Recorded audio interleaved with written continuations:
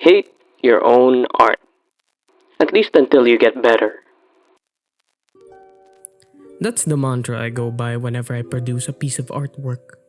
It sounds harsh, but is it really just needless self loathing? Maybe a desperate need for attention? Or actually warranted criticism? I'm quite sure that a vast majority of the art industry, actually, really anyone who wants to play God and make something, has come to the point in their progression that they utterly despise what they've made. Not really because what they made is necessarily bad, but moreover because they probably think that they could have done better. This occurrence is more common than most people realize, not to mention, a lot of famous names throughout history have displayed this type of behavior. Let's start with a very mild example.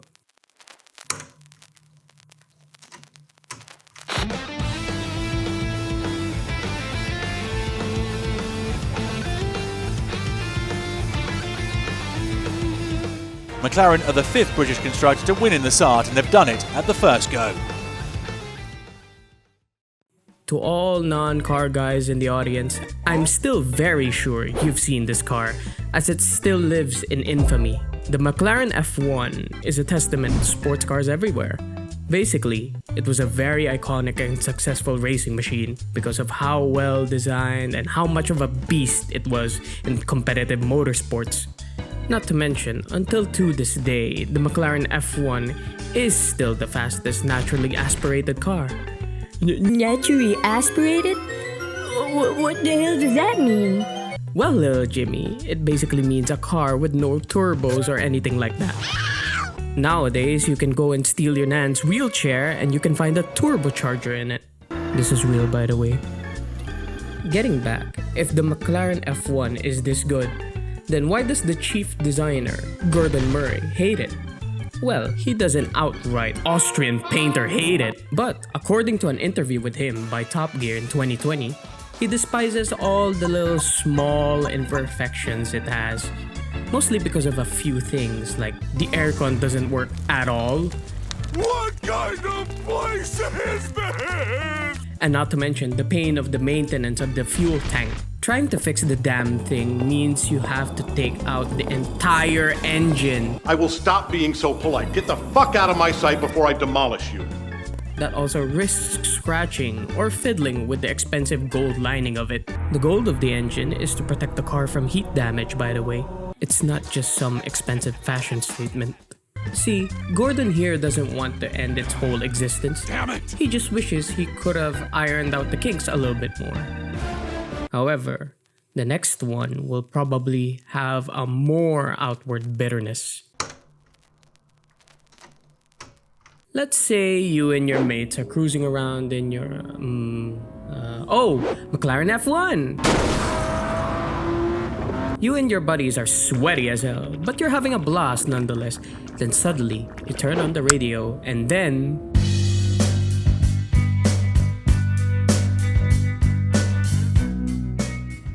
Yep. This song. As doomy and gloomy as this song is, you can't deny that you haven't at least heard the song once. It's got that sad bop vibe to it. Radiohead's Creep is immensely popular, and it's honestly largely responsible for pushing the band into mainstream eyes. Let's rewind a bit on this one all the way back to the 80s, where young Thom Yorke becomes the main singer/songwriter for his obscure little band. He suddenly wrote this song because, as you can guess from the lyrics, he was in a bit of a dark place and he had this massive crush on a girl. He wanted to talk to her and try to riz her up. Jesus Christ. But with one look in the mirror, he couldn't bring himself to do it. So like all artists, he took it out on his creation. But I'm a creep. I'm a weirdo. What the hell am I doing here? I don't belong here.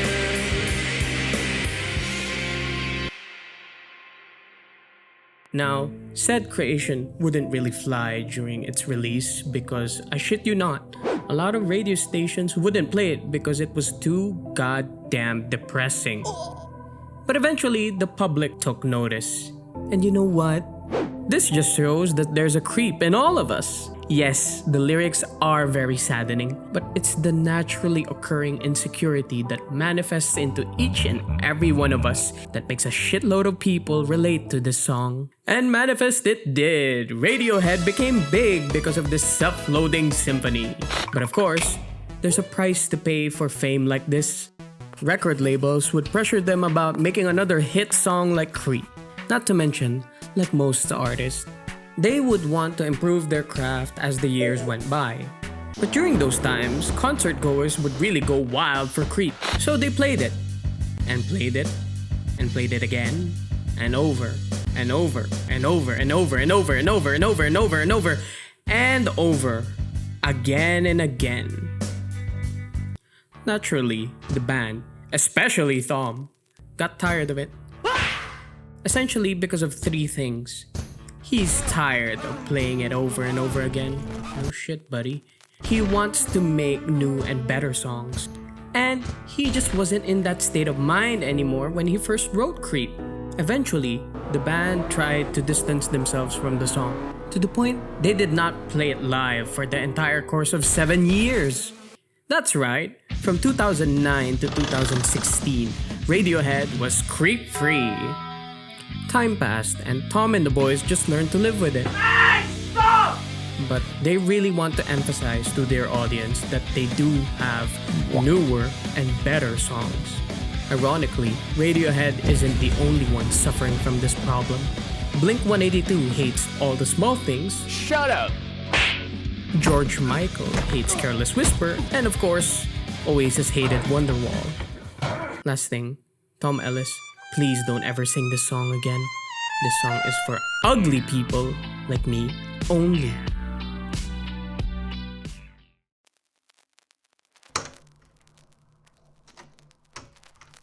By far, this is probably the most grim example of hating your own creations in this entire video. There's not much need for introductions here, as I'm sure most of you know about the atomic bomb and Oppenheimer. But if you live under a vault 100 feet under, let me keep you up to speed. It's the year 1942, and it's the peak season of World War II. America needs a bright wonder weapon to end the war and win a brighter future. So they began wrangling around the best nerds in the country. One of them was J. Robert Oppenheimer, a rising star in the physics industry. He and some of the brightest minds in the country started on a super special project to serve up to the Japanese during the war.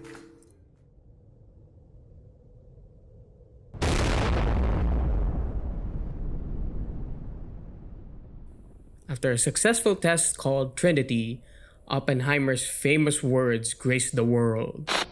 Now I am become death, the destroyer of worlds. Roughly a month later, his words became charred flesh and doom, as a little boy and a fat man overwhelmed Japan into a swift surrender. From the moment of that first test to the world's worst nuclear explosions, Oppenheimer definitely regretted being a part of this entire project. So much so that for the next years or so, he wanted to redeem himself, not by having nuclear weapons destroyed, but by persuading governments into their highly controlled usage. Is that a gram? New card. What do you think? Woohoo! Very nice. Look at that. But, of course, they ignored this. It's very cool, baby, but that's nothing. How about I do anyway? And even tried to get Oppenheimer involved in another nuclear project that involves hydrogen. But he passed on this one, citing that he already has too much blood on his hands. Unfortunately, this made him look like a Russian spy in the US government's eyes, so he was continuously shunned and spied up until the last years of his life. Thank you, ATK. Ladies and gentlemen, if you will, look right here. Bottom line is that Oppenheimer wanted to create something to help defeat the Nazis, but that eventually proved to be more harmful than good. And with the scale of what a nuclear bomb is, it's immensely understandable that he would come to hate this apocalyptic weapon.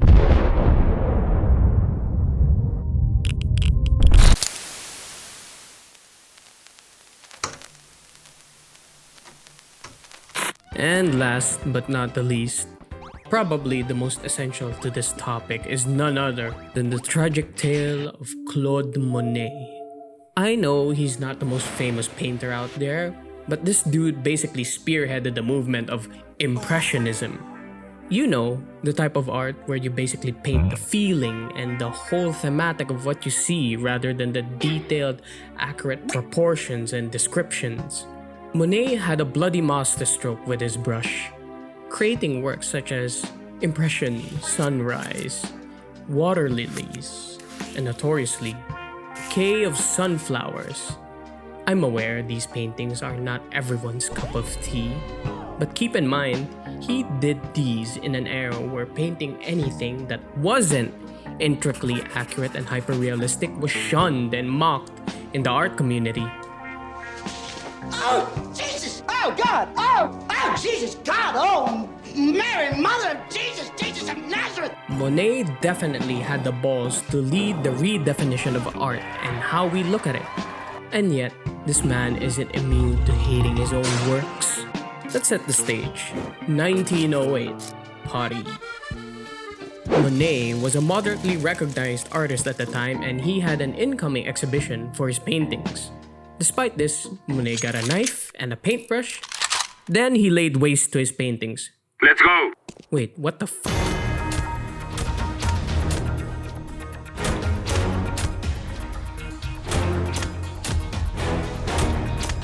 By history's estimations, he tore apart at least 15 paintings.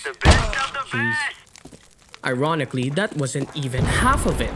By the time he was dead, it has been estimated that he destroyed more or less 500 of his own paintings. According to his own friend, the former French Prime Minister Georges Clemenceau claimed that he would have occasionally ravaged his own canvases. Slap! So why all the rage? Well, apart from the depression, his deteriorating mental state and eyesight, his own friends and family would say that he did this because he was desperate in his quest for perfection in his artworks. Monet's most devious critic was himself. Hell, there was even one point where he wrote a letter to a friend saying that his life has wore and tore him apart. He wanted to destroy all of his paintings before he utterly dies. Thankfully though, that did not happen, as Monet did already pass, but the legacy of his paintings and Impressionism lives on.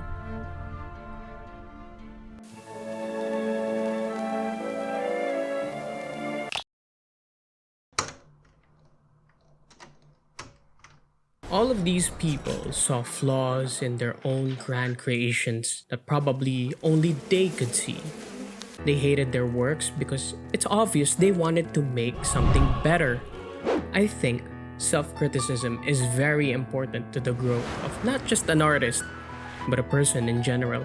The worst enemy you can meet will always be yourself. That's a quote from my personal favorite philosopher, the great Friedrich Nietzsche. As an artist in a practical sense, you can always try and compare yourself to other artists and their artworks. But at the end of the day, the most fair and accurate comparison is with yourself. There are things that other people can see from you, but there are also things that only you, and you alone, could discover. I'm not saying that you should outwardly despise what you have made, except maybe if you were probably Oppenheimer. But what I am saying is that there can always be an improvement. Like, look at this. Look at this. This is a Helldivers fan art that I made. I'm personally somewhat miffed with it because of probably many things, like The background isn't as good as I wanted it to be. The gun is probably at a weird perspective. The trigger finger is just wrong. The muzzle flash is kind of wonky. The colors aren't bold enough. And the stalker's legs aren't that fine-tuned. Does this mean I completely hate it? No, not really. Do I want to improve it? Definitely. The pursuit of perfection doesn't have to result in perfection itself. You can hate the results of your works, but don't hate them forever. Eventually, when you do get better, you'll see that they serve their purpose as a stepping stone towards improvement. The goal of this is to not really focus on hating your own art, but striving and wanting better. Remember to always look at the good side of what you've made. Besides, truly hating your own craft is something just so bitter that it can eventually poison your own mind. So I say to you, Hate your own art until you hate hating your own art.